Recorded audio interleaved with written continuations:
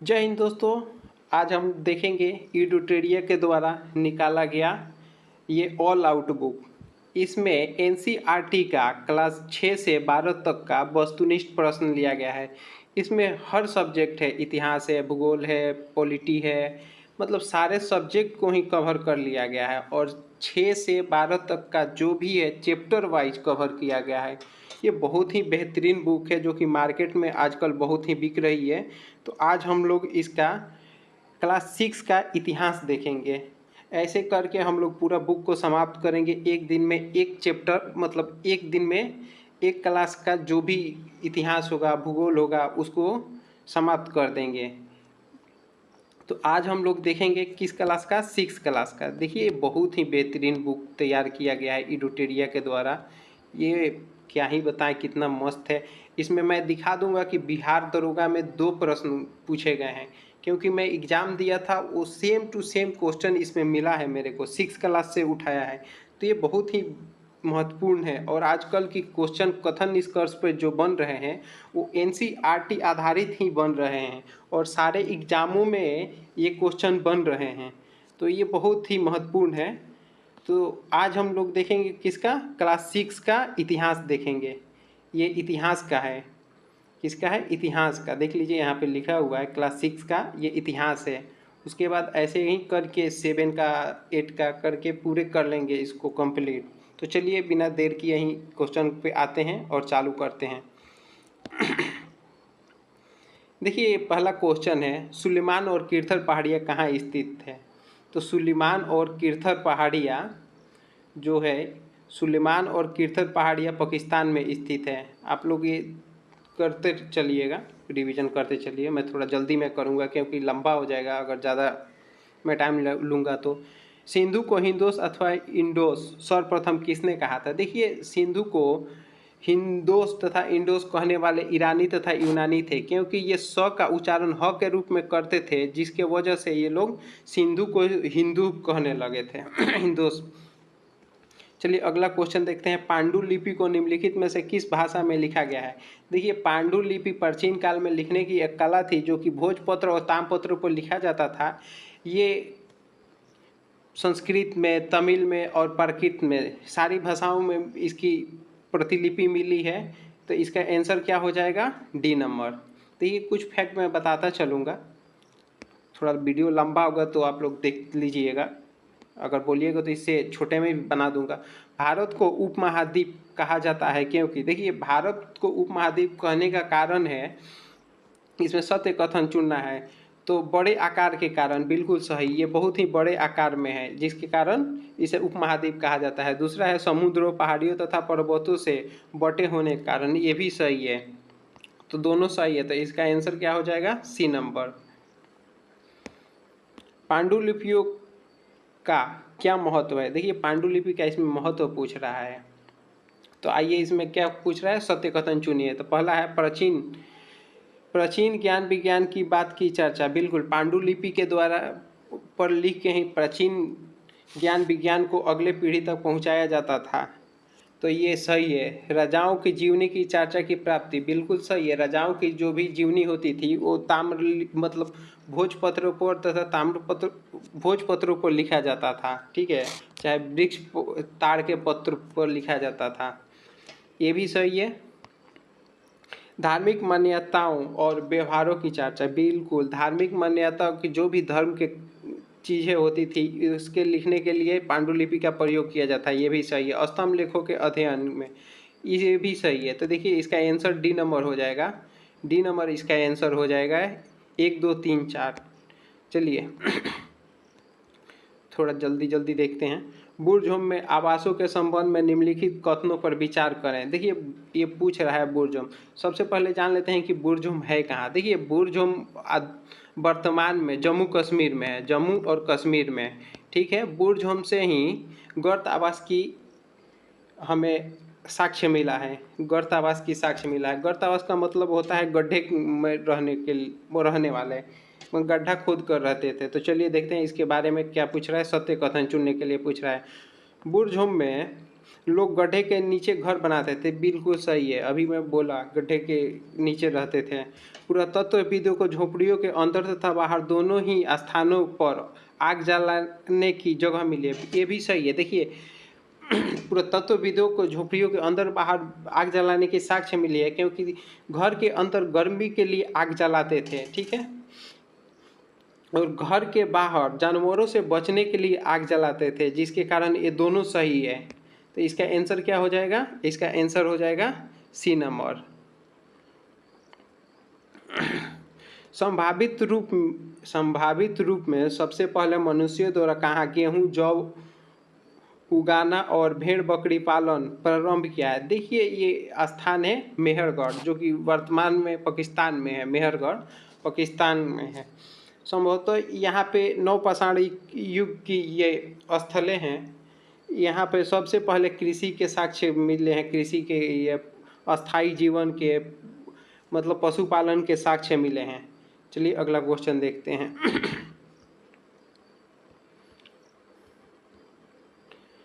अगला क्वेश्चन है 12,000 साल पहले घास वाले मैदान क्यों बनने लगे?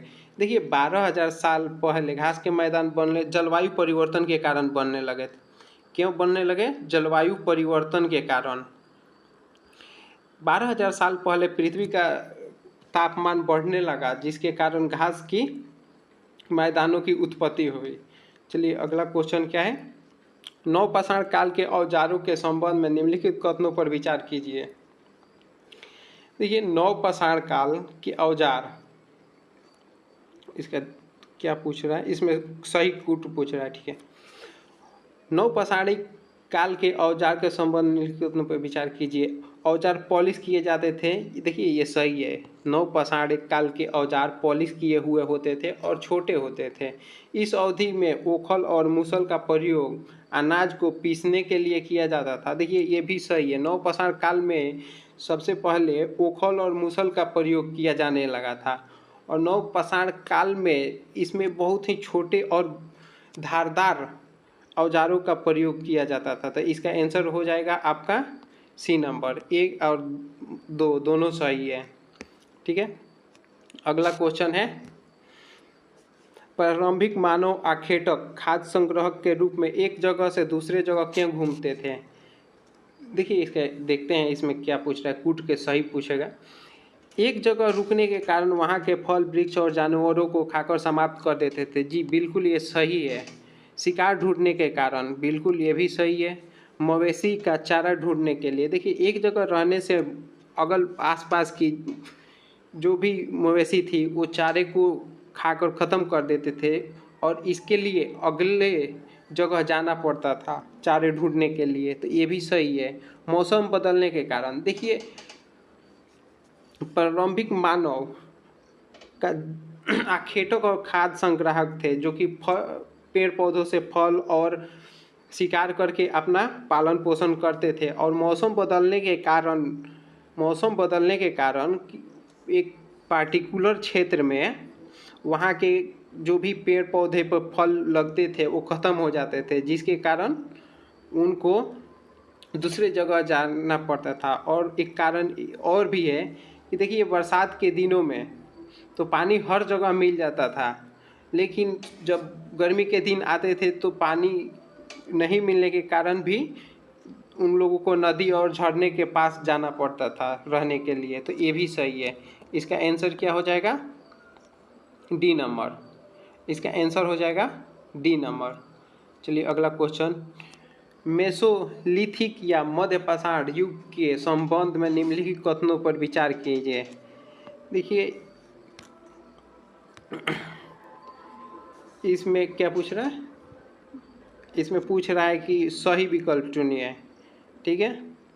तो कह इस समय पत्थर के औजार को माइक्रोलिथिक कहा जाता था। देखिए ये सही है। पत्थर के औजार एकदम छोटे आकार के होते थे, और छोटे के कारण ही इसे माइक्रो माने आप लोग समझते होंगे कि छोटा होता है, लिथिक माने पत्थर होता है, ठीक है। ये सही है।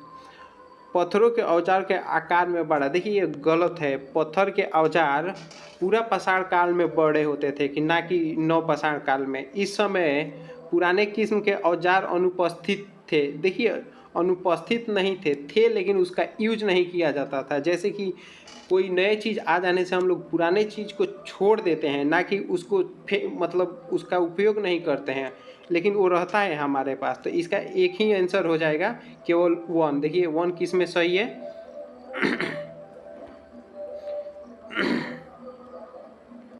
ये माफ़ करिएगा, थोड़ा बैकग्राउंड में थोड़ा साउंड आ रहा है क्योंकि सावन चल रहा है तो सभी लोग जा रहे हैं।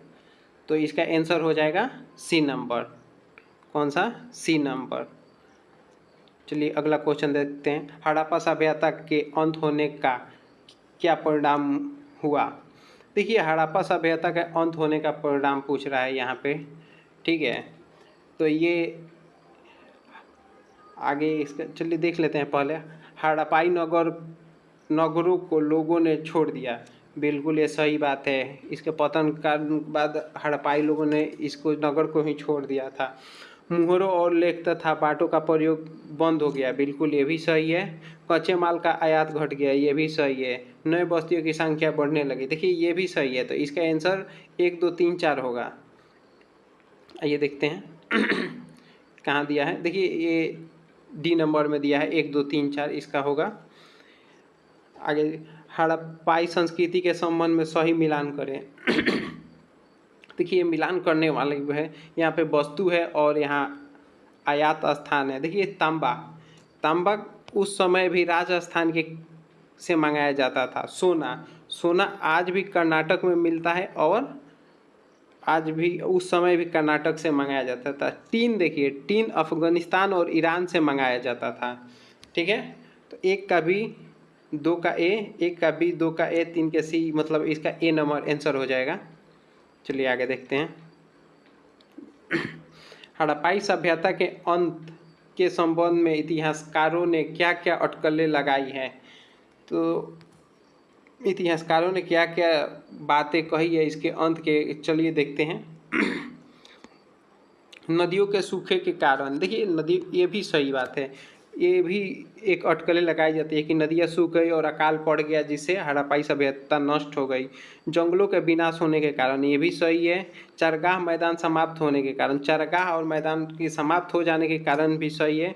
बाढ़ के कारण, देखिए बाढ़ के कारण ये सबसे महत्वपूर्ण है और ऑथेंटिक है, तो आप लोग इसको याद रखिएगा। शासकों के नियंत्रण समाप्त होने के कारण, ये भी सही है। देखिए तो इसका 1 2 3 4 5 होगा, ठीक है। ये देखिए किस में दिया है, सही कथन है। तो 1 2 3 4 5 ये डी नंबर में दिया है, इसका सही हो जाएगा। हड़प्पा कहाँ अवस्थित है? देखिए हड़प्पा अभी वर्तमान में पाकिस्तान के पंजाब प्रांत में स्थित है। महान स्नानागार कहाँ अवस्थित? देखिए ये पूछ रहा है हड़प्पा काल में, मतलब सिंधु नदी घाटी सभ्यता के संबंध में पूछ रहा है कि महान स्नानागार कहाँ अवस्थित था। तो ये मोहनजोदड़ो में था। देखिए जो भी महान पूछेगा वो मोहनजोदड़ो में ही है, अधिकतर है। चलिए आगे देखते हैं। निम्नलिखित में से अग्निकुंड कहाँ मिला है? तो देखिए अग्निकुंड के साक्ष्य मिला है कालीबांगा और लोथल से। कहाँ मिला है? एक कालीबांगा से मिला है, दूसरा कहाँ से मिला है? लोथल से। तो इसका आंसर हो जाएगा सी नंबर। देखिए मैं ज़्यादा डिटेल्स में नहीं जा रहा हूँ क्योंकि वीडियो बहुत ज़्यादा ही लंबा हो जाएगा। हड़प्पाई नगर की प्रमुख विशेषता क्या थी? देखिए हड़प्पाई नगर की प्रमुख विशेषता इसमें था विशाल स्नानागार, अन्नागार, योजनाबद्ध नगर निर्माण, पकाई गई ईंटों का प्रयोग, ये सारे थे। एक तो इसका आंसर हो जाएगा 1 2 3 4। तो इसके डी नंबर इसका आंसर हो जाएगा। कौन सा हो जाएगा? D number. देखिए इसमें 80 क्वेश्चन है। थोड़ा अगर हम लोग जल्दी में चलेंगे तो थोड़ा जल्दी हो जाएगा, थोड़ा वीडियो शॉर्ट होगा। देखिए इनाम गांव के प्राचीन स्थलों के संदर्भ में निम्नलिखित कथनों पर विचार कीजिए। देखिए इनाम गांव सबसे पहले जान लेते हैं कहाँ है। देखिए इनाम गांव महाराष्ट्र में है। सबसे पहले देखते हैं कि इनाम गांव कहाँ है। तो इनाम गांव कहाँ है? महाराष्ट्र में है। महाराष्ट्र में, चलिए आपको आते हैं, इस पढ़ते हैं। यह घोड़ नदी के तट पर स्थित एक पुरातात्विक स्थल है जो भीमा नदी की एक सहायक नदी है। देखिए बिल्कुल सही है, घोड़ नदी के तट पर है और ये भीमा नदी की सहायक नदी है। घोड़ नदी भीमा की सहायक नदी है।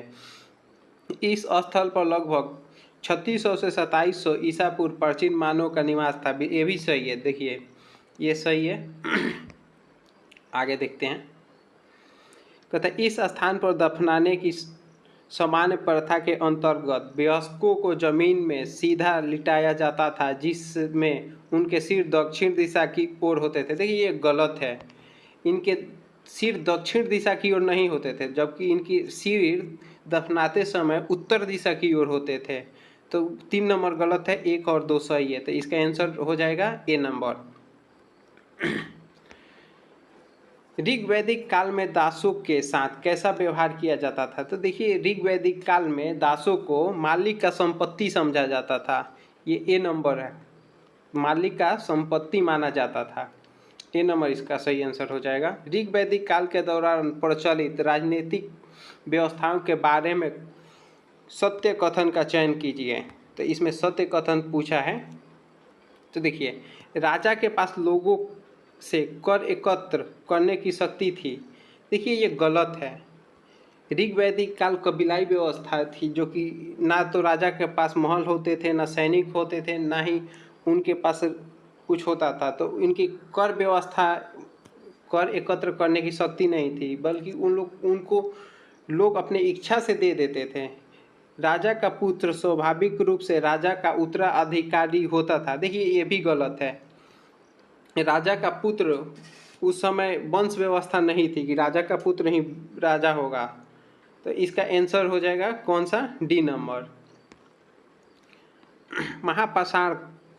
महापाषाण में मृतकों को विशिष्ट बर्तन से दफनाया जाता था, जिसे कहा जाता था। देखिए इसे क्या कहा जाता था? ये विशिष्ट बर्तन थे काले लाल बर्तन। इसका आंसर हो जाएगा बी नंबर। इसके कलर का है, मतलब काले लाल कलर का बर्तन होते थे। देखिए आइए देखते हैं ए नंबर। कथन ए, महाजनपदों के शासकों के संसाधन जुटाने के लिए नियमित अधिकारियों की नियुक्ति शुरू की गई। देखिए महाजनपद के समय में संसाधन जुटाने के लिए नियमित अधिकारी की नियुक्ति की गई, ये सही है। अब आगे इसका कारण पढ़ते हैं। जनता द्वारा स्वेच्छा से दिए गए अवसर आधारित दान विशाल किलों के निर्माण और बड़ी अस्थायी सेना के रख रखाव की संसाधन की मांग को पूरा करने के लिए पर्याप्त नहीं थे। बिल्कुल ये सही है। तो इसका आंसर हो जाएगा ए नंबर। इसका आंसर क्या हो जाएगा? ए नंबर हो जाएगा।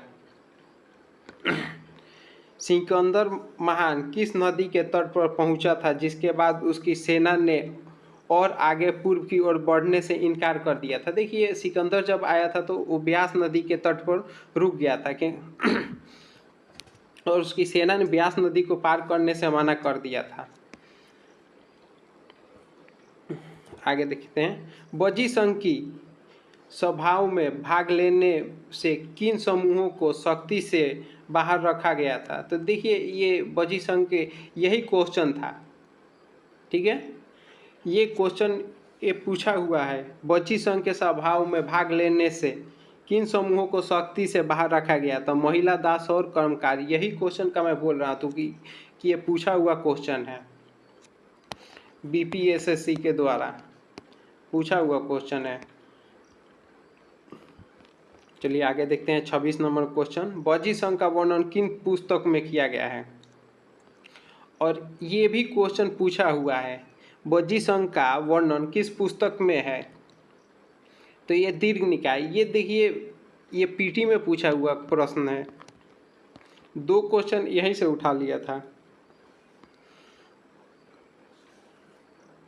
उत्तर वैदिक काल की सामाजिक स्थिति के बारे में निम्नलिखित कथनों पर विचार कीजिए।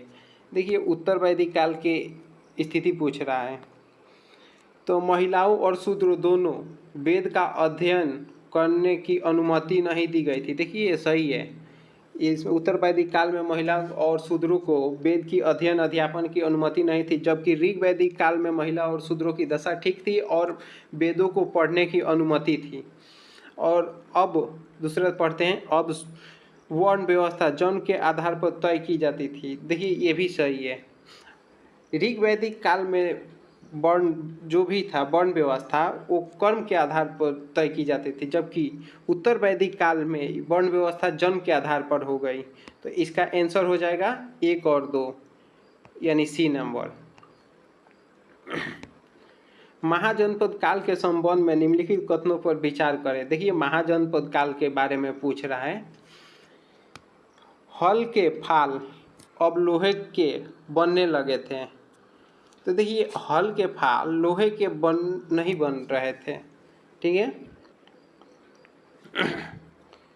इसका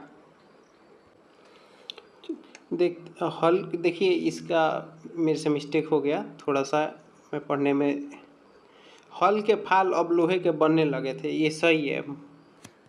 महाजनपद काल में हल के फाल लोहे के बनने लगे थे, जिससे आसानी से जुताई हो सकती थी।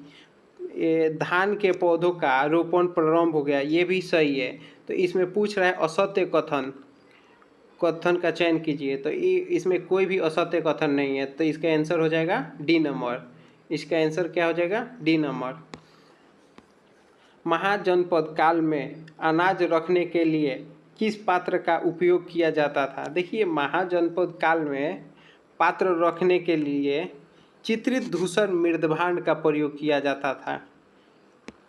अफगानिस्तान से प्राप्त होने वाले कंधार अभिलेख के संबंध में निम्नलिखित कथनों पर विचार कीजिए। देखिए, कंधार अभिलेख के बारे में पूछ रहा है। अभिलेख पर अशोक शासक का आदेश उत्कीर्ण करवाया गया है, बिल्कुल सही है। ये क्या है? बिल्कुल सही है। और इसे ब्राह्मणी भाषा में लिखा गया। देखिए, ये गलत है। अफगानिस्तान में ये अर्कमाइड भाषा में लिखा गया है, तो इसका आंसर हो जाएगा केवल एक हो जाएगा। जनपद का क्या अर्थ होता है? देखिए, जनपद का अर्थ होता है जन के बसने की जगह। इसका आंसर हो जाएगा बी नंबर। महाजनपदों का उद्भव लगभग कितने वर्ष पूर्व हुआ था? महाजनपद का उद्भव लगभग आपको 2500 साल पहले हुआ था। भारतीय दर्शन की शाख को उसके संस्थापक से मिलाइए। देखिए, ये मिलान करने वाला है, चलिए हम लोग मिला देते हैं। वैश्विक किसने किया था? कणाद। योग के पतंजलि। सांख्य के कपिल मुनि। पूर्व मीमांसा के जैमिनी। तो इसका आंसर हो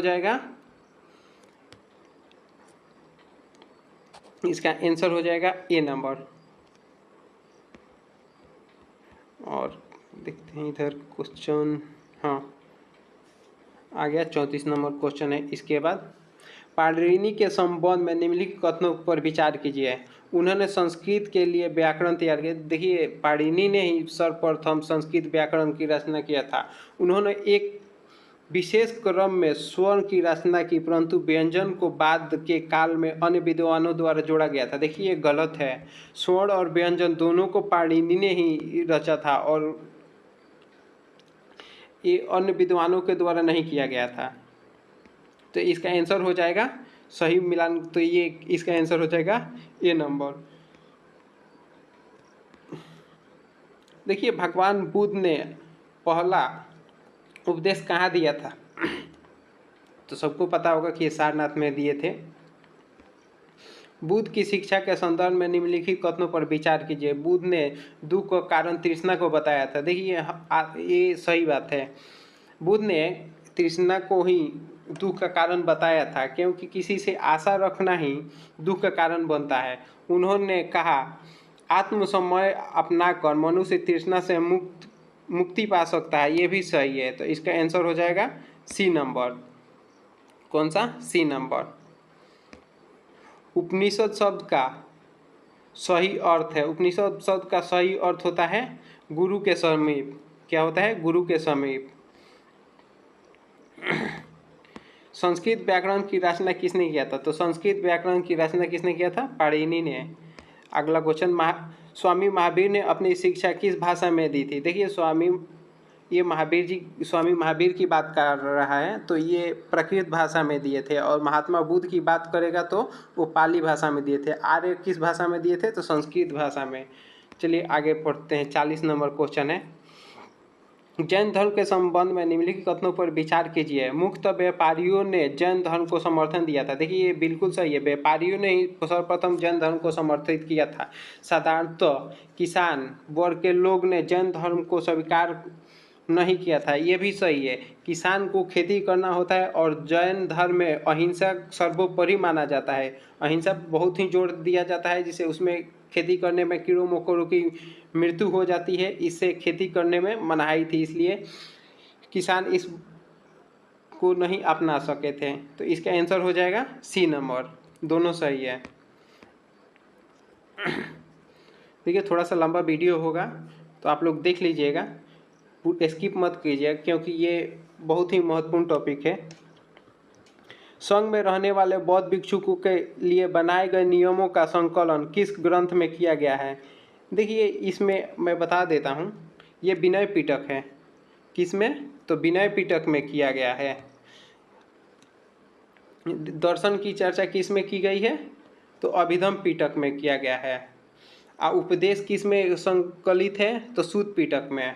और सूत पिटक की रचना किसने किया था? तो आनंद ने किया था। किसने?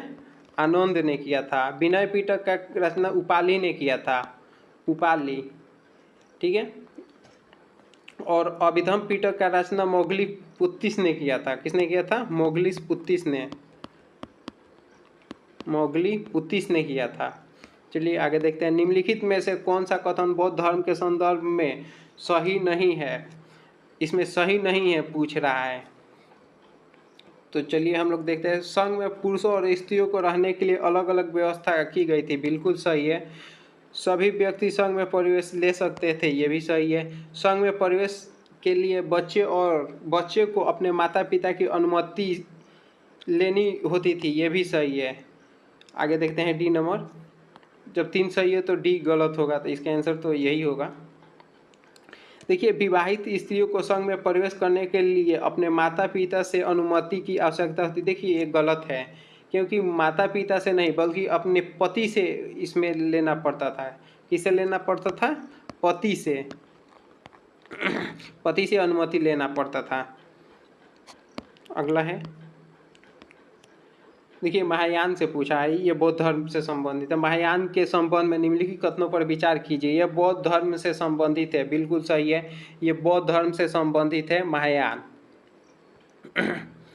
43 है, इन्होंने बौद्ध धर्म में मूर्ति पूजा को बढ़ावा दिया है।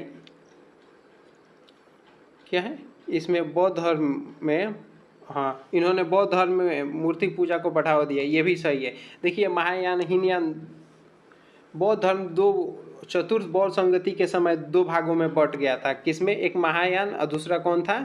हीनयान। हीनयान जब चौथी बौद्ध संगति कनिष्क के समय कुंडल वन में हुआ था, जिसकी अध्यक्षता वसुमित्र ने किया था और उपाध्यक्ष अशोक घोष थे। इसकी आंसर हो जाएगा सी नंबर। चलिए अगला देखते हैं। देखिए बोधिसत्व के संबंध में निम्नलिखित कथनों पर विचार कीजिए। देखिए बोधिसत्व के बारे में पूछ रहा है। वे ज्ञान प्राप्ति के पश्चात एकांत में साधन करते थे। देखिए ये गलत हो जाएगा, इसमें क्या पूछ रहा है? सत्य पूछ रहा है ना। देखिए ज्ञान प्राप्ति के बाद वो एकांत में साधन नहीं करते थे, कि लेकिन लोगों नहीं करते थे, वो लोगों के बीच में रहकर उनकी सेवाएं करते थे। चलिए दूसरा देखते हैं। बोधिसत्व की पूजा काफ़ी लोकप्रिय थी। देखिए ये सही है। वे भारत के बाहर जापान, चीन एवं दक्षिण कोरिया में काफ़ी लोकप्रिय हुए, ये भी सही है। तो इसमें क्या पूछ रहा है? सत्य कथन। तो इसमें 2-3 जहाँ दिया होगा, देखिए 2-3 दिया है बी नंबर में, ये सही होगा। बुद्ध की जीवनी, बुद्ध चरित्र की रचना निम्नलिखित में से रचनाकार निम्नलिखित में से कौन थे? तो ये रचनाकार पूछ रहा है, तो ये आप लोगों को भी पता होगा कि कौन थे। तो ये थे अशोक घोष। बुद्ध चरित्र के रचनाकार कौन थे? अशोक घोष। बौद्ध धर्म के प्रसार के संदर्भ में निम्नलिखित कथनों पर विचार कीजिए। पहला है, बौद्ध धर्म दक्षिण पूर्व की ओर श्रीलंका, म्यांमार, थाईलैंड तथा इंडोनेशिया सहित दक्षिण पूर्व एशिया के अन्य भागों में भी फैला। देखिए ये सही है। क्या है? ये पहला सही है। दूसरा देखते हैं। इन क्षेत्रों में थेरवाद नामक बौद्ध धर्म का आरंभिक रूप कहीं अधिक प्रचलित था। देखिए ये भी सही है। ये थेरवाद और ये दूसरे बौद्ध संगति में विभाजित हुआ था। जब हम बौद्ध टॉपिक पढ़ाएंगे, चाहे रिवीजन करेंगे, उस समय मैं बता दूंगा कि कब क्या हुआ था। तो इसका आंसर हो जाएगा सी नंबर। प्राय स्तूपों के चारों ओर परिक्रमा करने के लिए एक वृत्ताकार पथ होता था जो कहलाता था। देखिए इसको क्या कहते थे, तो ये प्रदक्षिणा कहलाता था। साम्राज्य में ऐसी कौन सी सामाजिक और धार्मिक समस्याएं थी जिन्होंने अशोक को परेशान की और उन्हें धर्म के प्रचार के लिए प्रेरित किया? तो ये पूछ रहा है, पहला है विभिन्न धर्मों को मानने वाले लोगों के बीच आपसी संघर्ष। तो ये विभिन्न धर्मों को मानने वाले लोगों के बीच आपसी संघर्ष ये था, ये सही पूछ रहा है ना, ये सही है। दूसरा है दासों और सेवकों के साथ दुर्व्यवहार, ये भी सही है। परिवारों और पड़ोसियों के बीच आपसी झगड़े, ये भी सही है। तो इसका आंसर हो जाएगा 1 2 3 यानी डी नंबर। यह एक विशाल और सुंदर नगर है। यह एक विशाल प्राचीर से घिरा हुआ है। इसमें 570 बुर्ज 570 बुर्ज और 64 द्वार है, जहाँ दो और तीन मंजिला मकान लकड़ी और कच्चे ईंट से बने हैं। पाटलिपुत्र की भव्यता और वास्तुकला का वर्णन करने वाला उपर्युक्त कथन निम्नलिखित में से किस प्राचीन यात्री द्वारा लिखा गया है? देखिए ये लिखने वाला कौन था, तो ये था मेगास्थनीज। कौन था? मेगास्थनीज, जो चंद्रगुप्त मौर्य के दरबार में आया था। निम्नलिखित में से कौन सा कथन मौर्य काल के दौरान करों और नजरानों के बीच के अंतर को सबसे अच्छी तरह स्पष्ट करता है?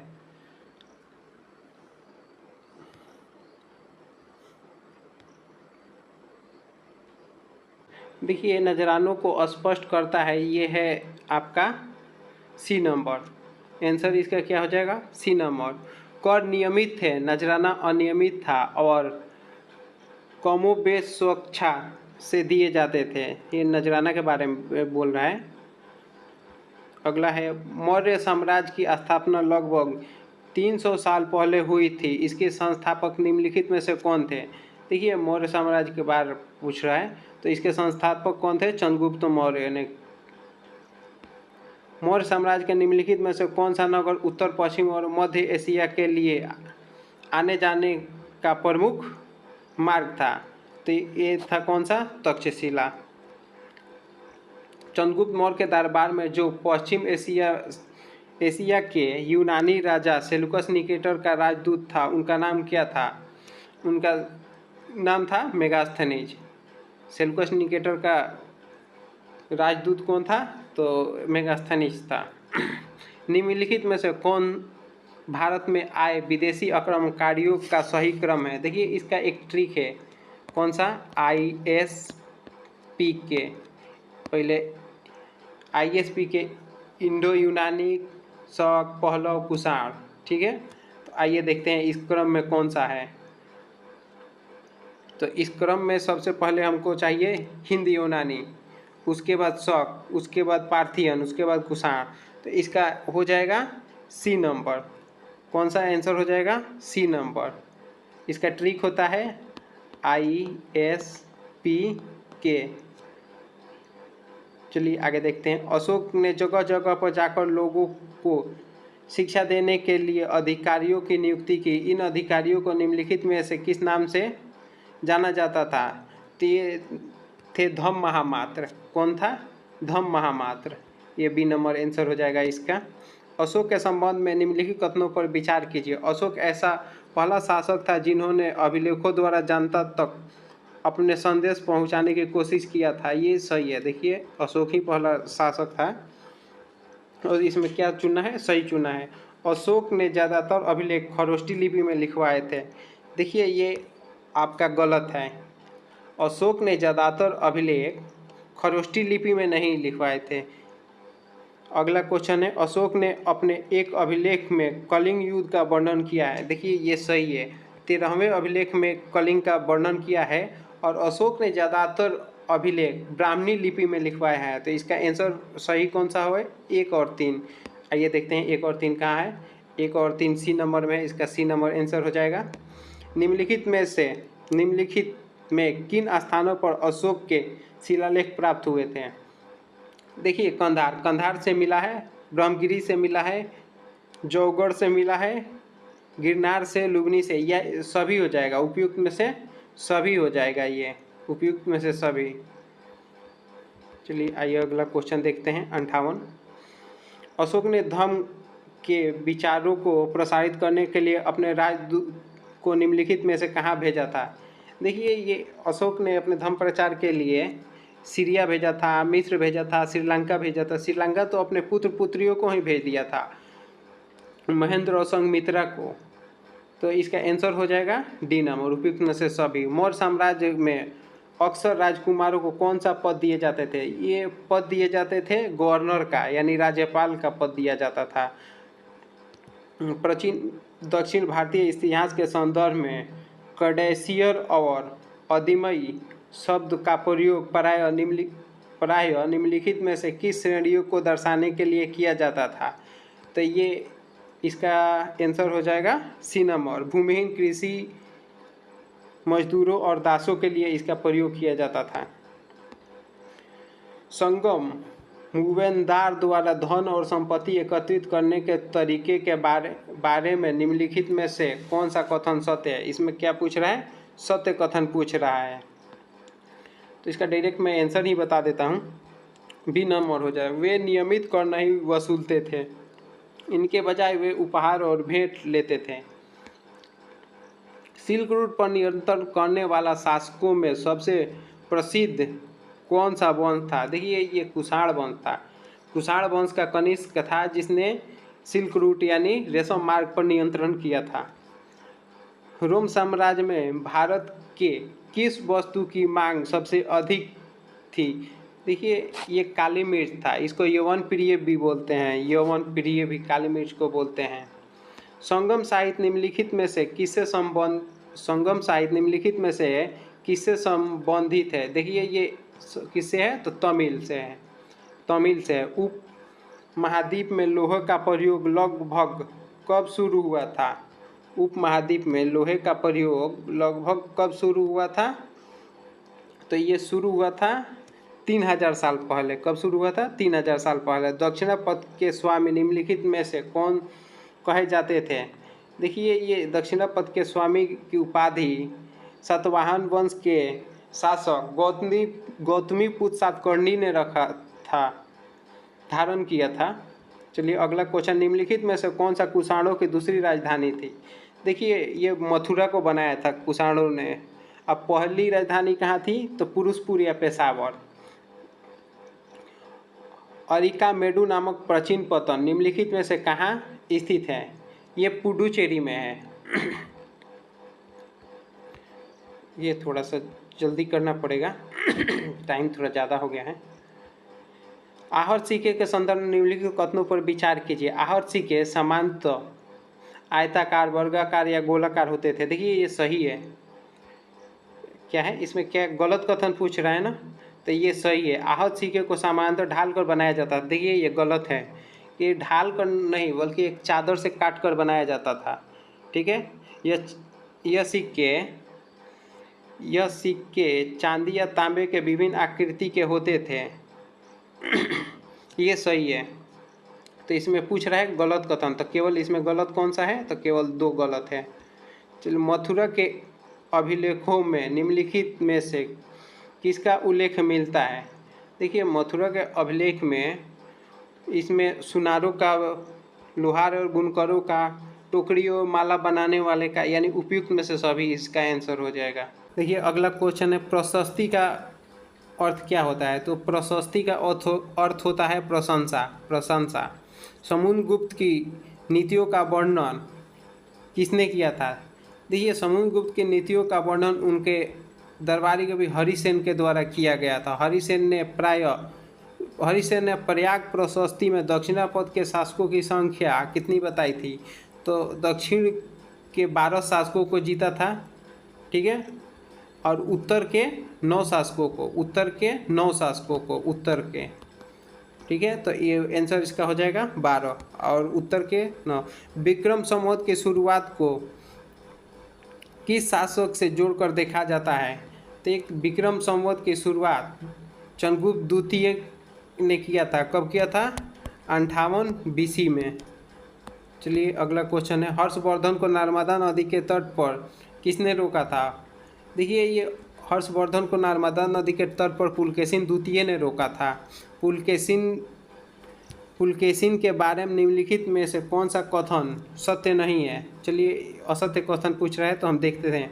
येलो शिलालेख पुलकेशिन द्वितीय के विजय का वर्णन करता है, बिल्कुल सही है।